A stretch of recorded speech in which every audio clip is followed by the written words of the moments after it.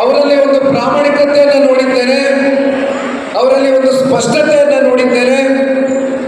ಚುನಾವಣೆಯ 7 ಬೀಳುಗಳ ಮಧ್ಯೆ ಎಂದು ಕೂಡ ಅಧಿಕಾರದ ದಾಹಕ್ಕೆ ಅವರು ಒಳಗಾಗಿರ್ತಕ್ಕಂಥ ವ್ಯಕ್ತಿ ಅಲ್ಲ. ಕಳೆದ 20-25 ವರ್ಷದಿಂದ 2-2.5 ದಶಕಗಳಿಂದ ಸತತವಾಗಿ ಸಾರ್ವಜನಿಕರ ಸೇವೆಯಲ್ಲಿ, ಅದರಲ್ಲೂ ವಿಶೇಷವಾಗಿ ಮಾಲೂರು ತಾಲೂಕಿನ ವಿದ್ಯಾರ್ಥಿಗಳ ಪರವಾಗಿ ಅವರು ತೋರಿಸಿರ್ತಕ್ಕಂಥ ಕಾಳಜಿ, ಆ ಒಂದು ಬದ್ಧತೆ, ಸಾರ್ವಜನಿಕ ಬದುಕಿನಲ್ಲಿ ಯಾವ ರೀತಿ ನಾವು ಮುಂದೆ ಸಾಗಬೇಕು ಅಂತಕ್ಕಂಥದ್ದಕ್ಕೆ ಒಂದು ಪ್ರೇರೇಪಣೆಯ ಇವತ್ತು ಆಗಿರ್ತಕ್ಕಂಥ ನಮ್ಮ ಈ ಭಾಗದ ನಮ್ಮ ನೆಚ್ಚಿನ ನಾಯಕರಾಗಿರ್ತಕ್ಕಂಥ ರಾಮೇಗೌಡರು ಸಾಹೇಬ್ರೆ, ಅವರ ಧರ್ಮಪತ್ನಿಗಳು ರಾಜ್ಯ ಮಹಿಳಾ ಘಟಕದ ಅಧ್ಯಕ್ಷರಾಗಿರ್ತಕ್ಕಂಥ ರಶ್ಮಿ ಅಕ್ಕ ಅವರು ಕೂಡ ಈಗಾಗಲೇ ರಾಜ್ಯ ವ್ಯಾಪ್ತಿ ನಾವೆಲ್ಲೇ ಹೋದರೂ ಕೂಡ ಇವತ್ತು ನಮ್ಮ ಜೊತೆ ಪ್ರವಾಸವನ್ನ ಮಾಡ್ತಾ ಇದ್ದಾರೆ.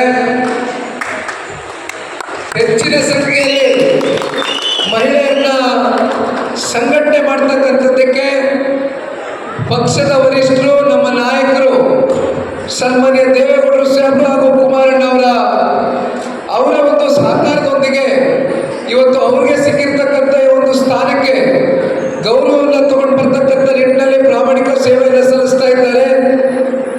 ಅಕ್ಕನಿಗೆ ನಾನು ಹೇಳಿದೆ, ನೀವು ಇಡೀ ರಾಜ್ಯ ವ್ಯಾಪ್ತಿ ಓಡಾಡ್ತಾ ಇದ್ದೀರಿ, ರಾಜ್ಯದಲ್ಲಿ ಎಲ್ಲೆಡೆ ಮೊದಲು ರಾಜ್ಯ ಮಹಿಳಾ ಘಟಕದ ಅಧ್ಯಕ್ಷರು ಬಂದಿದ್ದಾರೆ, ಅವರಿಗೆ ಮಾತನಾಡೋದಕ್ಕೆ ಅವಕಾಶ ಮಾಡಿಕೊಡಿ ಅಂತಕ್ಕಂಥದ್ದನ್ನ ಎಲ್ಲ ಕಡೆ ಮನವಿಯನ್ನು ಇಟ್ಟಿದ್ದೇನೆ.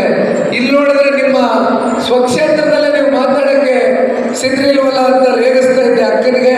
ಇಲ್ಲ ನಮ್ಮ ರಾಮಣ್ಣ ಮಾತಾಡಿದ ಮೇಲೆ ಮುಗೀತು, ಅವ್ರು ಮಾತಾಡಿದ್ರೆ ನಾವು ಮಾತಾಡ್ದಂಗೆ ಅಂತ ರಶ್ಮಿ ಅಕ್ಕ ಅವರು ನನಗೆ ಈಗ ತಾನೇ ಹೇಳ್ತಾ ಇದ್ರು. ಇವತ್ತೇನು ರಾಮಣ್ಣ ಅವರು ಕ್ಷೇತ್ರದಲ್ಲಿ ಕೋವಿಡ್ ಬಂದಂಥ ಸಂದರ್ಭದಲ್ಲಿ ನೆನೆಸ್ಕೊಳ್ಬೇಕಾಗ್ತದೆ. ಇಡೀ ರಾಷ್ಟ್ರ ಹಾಗೂ ವಿಶ್ವದ ಎಲ್ಲೆಡೆ ನಮ್ಮ ರಾಜ್ಯವೂ ಸೇರಿದಂತೆ ಕೋವಿಡ್ ಬಂದಂಥ ಸಂದರ್ಭದಲ್ಲಿ ಎಷ್ಟು ಸಂಕಷ್ಟಕ್ಕೆ ನಾವೆಲ್ಲರೂ ಕೂಡ ಎದುರು ನೋಡ್ತಾ ಇದ್ವಿ ಅಂತಕ್ಕಂಥ ಆ ದಿನಗಳನ್ನ ನಾವು ಯಾರು ಕೂಡ ಮರೀಲಿಕ್ಕೆ ಆಗೋದಿಲ್ಲ. ಅಂಥ ದಿನಗಳಲ್ಲಿ ರಾಮಣ್ಣವರು ನನಗೆ ಬಹಳ ಚೆನ್ನಾಗಿ ಜ್ಞಾಪಕ ಇದೆ.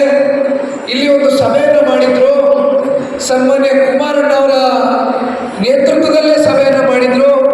ಕುಮಾರಣ್ಣ ಅವರ ಕೈನಲ್ಲೇ ಕ್ಷೇತ್ರದಲ್ಲಿ ಆ ಕೋವಿಡ್ ಬಂದಂಥ ಸಂದರ್ಭದಲ್ಲಿ ಬಹಳ ಜನ ಆರ್ಥಿಕವಾಗಿ, ಸಾಮಾಜಿಕವಾಗಿ ಹಿಂದುಳಿದಿರ್ತಕ್ಕಂಥ ಸಮುದಾಯಗಳನ್ನ ಗುರುತಿಸಿ ಎಲ್ಲರಿಗೂ ಕೂಡ ಫ್ರೀ ರೇಷನ್ ಕೊಡ್ತಕ್ಕಂಥ ವ್ಯವಸ್ಥೆಗಳು, ಸ್ಯಾನಿಟೈಸರು, ಮಾಸ್ಕು, ಅವತ್ತು ಏನೇನು ಕೊಡಬೇಕಾಗಿತ್ತು ಎಲ್ಲವನ್ನ ರಾಮೇಗೌಡರು ಆ ಒಂದು ಕಾರ್ಯಕ್ರಮದ ಮೂಲಕ ಕೊಟ್ಟಿರ್ತಕ್ಕಂಥದ್ದು ಬಹುಶಃ ನಾವು ನೀವೆಲ್ಲರೂ ನೋಡಿದ್ದೇವೆ. ಅವರ ಸೇವೆ ಹಿಂದಿನ ಉದ್ದೇಶ ನಾನು ಕೇವಲ ಇಲ್ಲಿ ಶಾಸಕನಾಗಬೇಕು ಅಂತಕ್ಕಂಥ ಅಭಿಲಾಷೆಯಿಂದ ಅವರು ಸೇವೆ ಸಲ್ಲಿಸ್ತಾ ಇರ್ತಕ್ಕಂಥದ್ದಲ್ಲ. ಇದನ್ನು ಯಾಕೆ